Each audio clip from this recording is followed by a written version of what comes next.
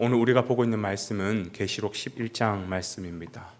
우리가 어제 봤던 말씀을 기억하신다면 교회는 세상이 아무리 악하고 패역한다 할지라도 복음을 전해야 된다. 안 들으면 어떻게 해요? 또다시 전해야 된다라고 말씀을 드렸습니다. 그러면 어떤 태도로 복음을 전해야 되느냐라는 그에 대한 대답이 오늘 본문인 것이에요. 물론 오늘 본문 그 뒷부분에 가면 7번째 나팔이 불립니다. 그리고 7번째 나팔이 불림과 동시에 7 표적 이야기가 시작이 되죠. 그게 이제 12장이기 때문에 이제 다음번에 보기로 하고요. 오늘은 교회가 그 복음을 전할 때 어떤 태도로 전해야 되느냐, 뒷부분이 아니라 앞부분을 가지고 우리가 함께 말씀을 상고하려고 합니다. 오늘 본문에 보니까 두 증인이 등장을 하지요. 이 두 증인을 4절에서는 어떻게 비유를 하고 있냐면 두 감람나무 같고 두 촛대와 같다라고 표현을 하고 있습니다. 감람나무라고 하는 것은 이스라엘 백성, 즉 하나님의 백성을 상징하는 나무예요. 그러면 촛대는 뭐냐? 촛대는 하나님의 교회를 상징하는 것이죠. 그러니까 두 증인이라고 하는 것은 하나님의 백성, 즉 교회를 말하는 것입니다.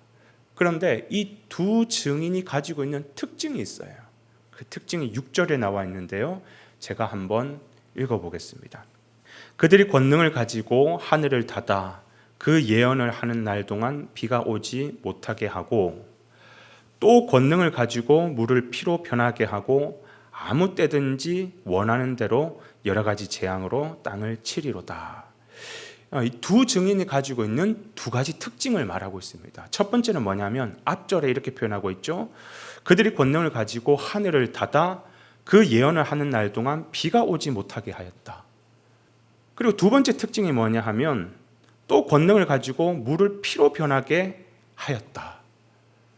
여러분, 첫 번째 이 특징, 하늘을 닫아서 비가 오지 못하게 했던 인물, 구약 성경에 혹시 생각나는 인물이 있습니까? 바로 엘리야이죠. 그럼 두 번째, 물을 피로 변하게 했다. 그런 사람이 있었습니까? 모세였죠. 그렇죠?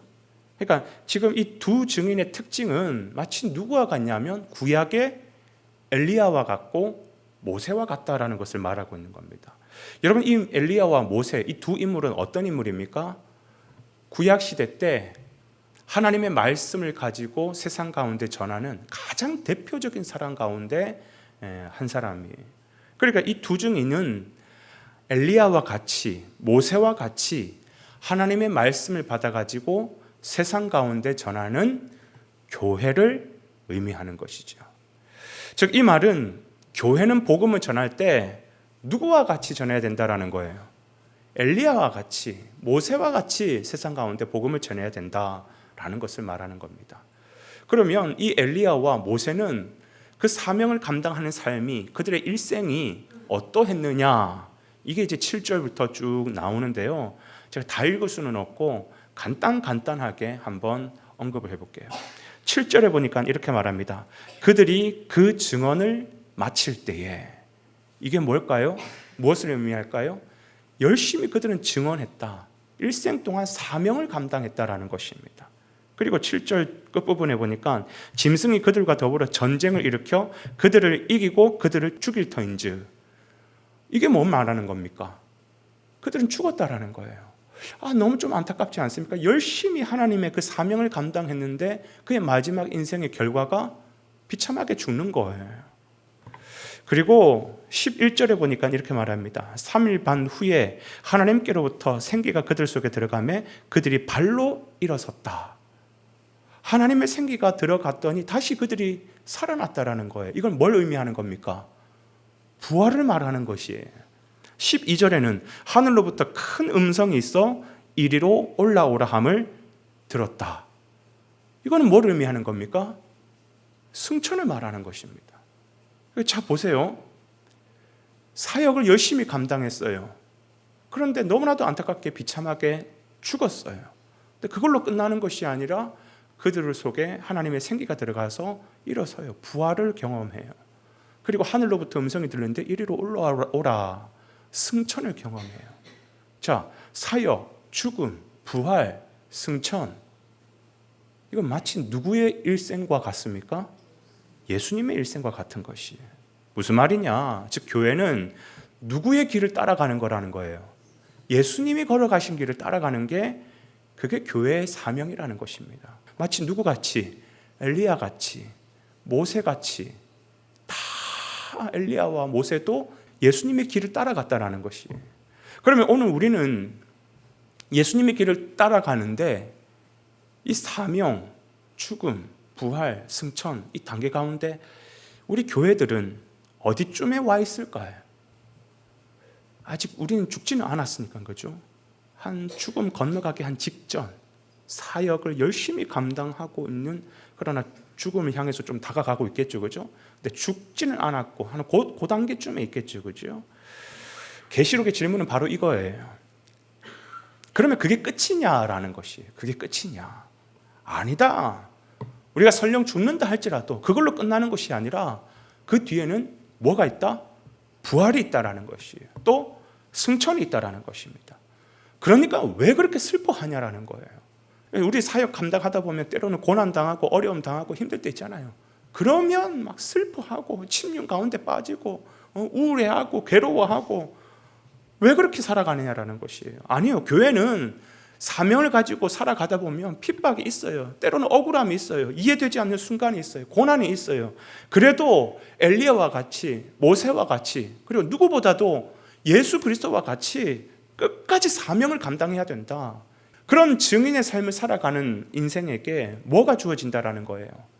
영광스러운 부활과 승천이 준비되어져 있다. 아, 진짜입니까? 진짜죠. 누가 그걸 보증해요? 예수님이 그걸 보증하잖아요. 예수님이 직접 이 땅 가운데 오셔서 열심히 사명 감당하셨잖아요. 그런데 열심히 사명 감당한 그 결과가 뭐였어요? 너무나도 안타깝게, 억울하게, 비참하게 죽임을 당하셨어요. 그러나 죽음으로 끝나지 아니하고 하나님의 생기가 그 가운데 들어가면서 예수님이 3일 만에 그 가운데서 부활하셨어요. 그래서 뭐가 되셨어요? 우리의 부활의 첫 열매가 되어주셨더라고요. 여러분, 첫 열매라는 말이 뭡니까? 첫 열매는 두 번째, 세 번째, 네 번째 계속해서 열매가 있다라는 것을 우리에게 말씀하는 것이죠. 그러니까 이 진리를 깨달은 사도 바울은 골로새서에서 뭐라고 표현합니까? 그리스도의 남은 고난을 교회를 위하여 내 육체에 채우노라. 세상 사람들은 다 고생을 피해서 살려고 하는데 왜 그리스도의 남은 고난을 내 육체에 채운다 그래요? 세상 바보 아니야? 라고 할지 모르겠지만 이 고난의 신비를 깨달은 사도 바울은 아니야. 이 주님 위하여서 사명 감당하다가 받는 고난, 나는 더 많이 내 육체에 채우고 싶어. 왜? 그 자에게 영광스러운 부활과 승천이 있기 때문에.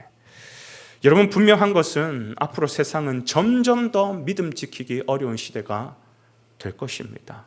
그리고 복음 전하는 것도 점점 어려운 시대가 될 것입니다. 그렇다고 우리가 멈춰야 됩니까? 그 사람은 예수님이 걸어가신 길을 가는 사람이 아니에요.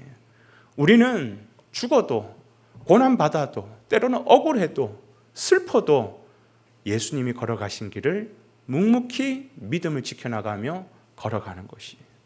어느 때까지요? 주님이 말씀하실 때까지요. 그만해라. 됐다. 주님이 말씀하실 때까지 우리는 이 엘리야와 같이, 모세와 같이 그런 마음으로 슬퍼도 힘들어도 나는 복음 전한다.